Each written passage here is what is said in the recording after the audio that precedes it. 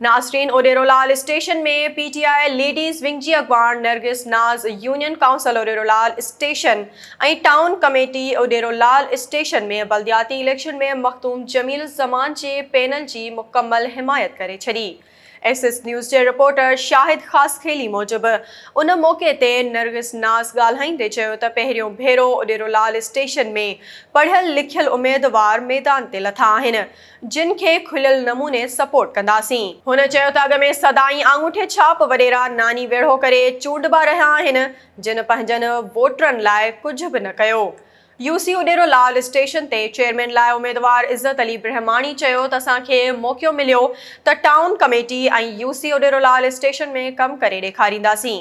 उन मौक़े ते टाउन कमेटी जे टिन्ही वार्डनि ते बीठल उम्मीदवारनि एडवोकेट ग़ुलाम सरवर ख़ुश्क, इरफान गुलाब उमरानी ऐं दीवान लेखराज ॻाल्हाईंदे चयो त कामयाबी खां पोइ इलाइक़े जा मसइला तरजीही बुनियादनि ते हल कराया वेंदा।